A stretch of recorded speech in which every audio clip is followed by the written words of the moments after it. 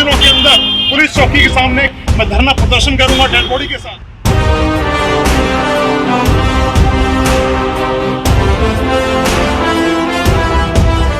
जब देश के किसी कोने से अन्याय की आवाज उठती है या कोई पीड़ित मदद की गुहार लगाता है तो एक ही चेहरा इंटरनेट पर आकर सनसनी मचा देता है।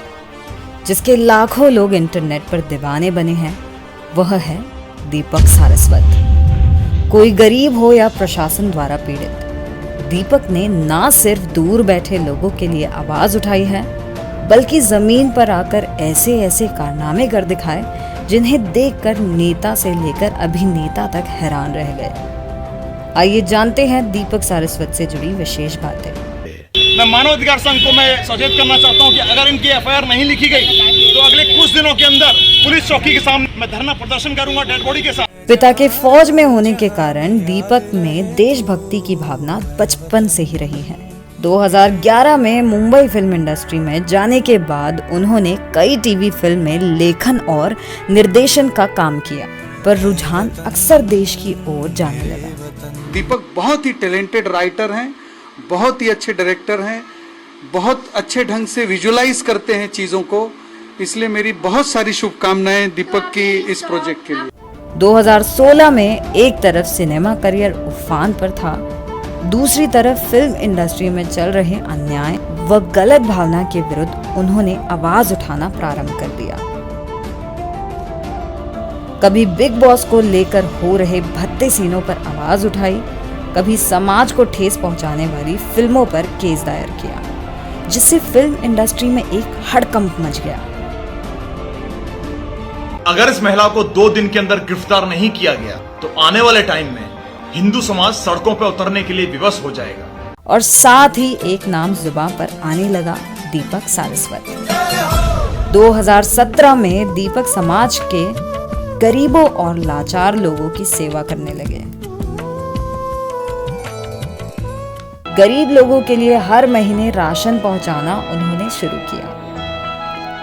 मरीजों को अपने घर से इलाज करवाना, दवाई खाना और हर प्रकार की सुविधा उपलब्ध करवाना उनका एकमात्र मकसद सा बन गया।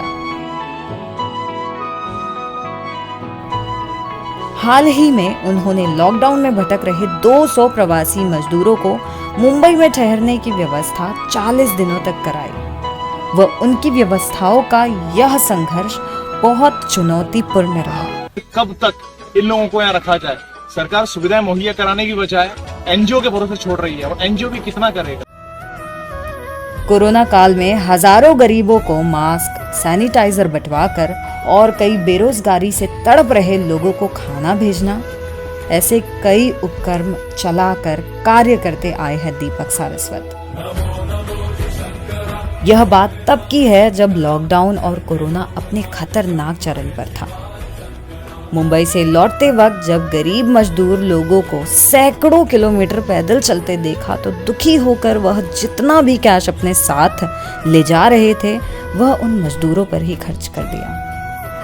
ऐसा ही एक मार्मिक देश और सामने आया 2018 में, जब महाराष्ट्र में बाढ़ आई तब हजारों लोग बेघर हो गए। मिलिट्री व संस्थाएं लोगों को बचाने में लगी रही। तब दीपक सारस्वत अपनी टीम के साथ पूरे महीने बचाव दलों के साथ सेवाएं देते रहे। कहा जाता है कि दीपक सारस्वत अपनी कमाई का अधिकतर हिस्सा जन सेवा में खर्च करते हैं। वैसे तो कई राजनीतिक पार्टियां और संगठन उन्हें पद देने के लिए बुलाती है, लेकिन अब तक उन्होंने किसी भी राजनीतिक पार्टी का कोई पद स्वीकार नहीं किया। सारस्वत जी हमारे प्रिय मित्र है। एक अच्छे प्रवक्ता के नाते हमने हमेशा उनको विश्व हिंदू परिषद के मंचों पर हमने हमेशा देखा है। सारस्वत एक राजनीतिक प्रचारक हैं। वीएचपी, शिवसेना, भाजपा, विश्व सनातन जैसे मंचों पर उन्होंने अपनी आवाज का डंका बजाया है। जोशीली और बुलंद आवाज के लिए उन्हें देश भर के मंचों पर बुलाया जाता है। तब से लेके आज तक बलात्कार होते हैं। पिछले साल का हाल उठा के देखिए, 12,000 बलात्कार, हर एक को आवाज उठानी पड़ेगी। आइए मिलकर आंदोलन कीजिए। नारी शक्तिकरण की कई मुहिम दीपक चला चुके हैं। कई महिलाओं को अधिकारों की लड़ाई उन्होंने जमीनी स्तर पर लड़ी है।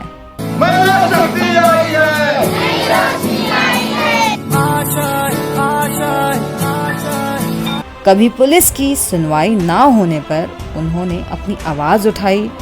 वह प्रशासन की लापरवाही पर कई आंदोलन भी छेड़े। हर बार 1 करोड़ 60 लाख रुपए हर नगर सेवक को दिया गया और इस बार तो हद ही हो गई। और कितनी जान लोगे साहिब, और कितनी जान लोगे, क्योंकि इस बार भी एक बच्चा जिसकी उम्र 1.5 से 2 साल के करीब एक गटर में गिरने से मौत हो जाती है और पूरा बीएमसी खड़ा हुआ देखता रहता है। समाज सेवी होने के साथ साथ क्रांतिकारी होना भी उनकी प्रसिद्धि का मुख्य कारण बन गया। मेरी मंजिल है पहचान तुझी से, मेरी मंजिल है पहचान तुझी से। अखंड भारत कहलाने वाला सबसे बड़ा राज्य मध्य प्रदेश, जो इस पूरे हिंदुस्तान का सीना कहलाता है, अगर यहाँ पर इस तरह की राजनीति करनी होगी तो ना हम होने देंगे, ना आपको टिकने देंगे। अपने ओजस्वी भाषण और क्रांतिकारी विचारधारा से दीपक सारस्वत कई राजनीति मुहिमों का मुख्य पुष्ट रहे हैं। दीपक ने कई ऐसी मुहिम चलाई जो समाज के लिए समर्पित रही। हम आपसे रिक्वेस्ट करना चाहते हैं, ये प्रशासन को, ये हमारा कोई प्रोटेस्ट नहीं है, ये हमारा कोई आंदोलन नहीं है, ये एक रिक्वेस्ट है हम सभी भाइयों की तरफ से कि सेव बर्ड्स प्लीज सहायता कीजिए। सारस्वत ने रेप पीड़ित के लिए आंदोलन चलाए, वह सड़क पर आकर गिरफ्तारी की मांग की। इनकी बेटी को प्रताड़ना का शिकार होना पड़ रहा है और जहां तक ये सवाल है पैसों की, तो बंदा पैसों के बदले उनसे इज्जत मांगता है।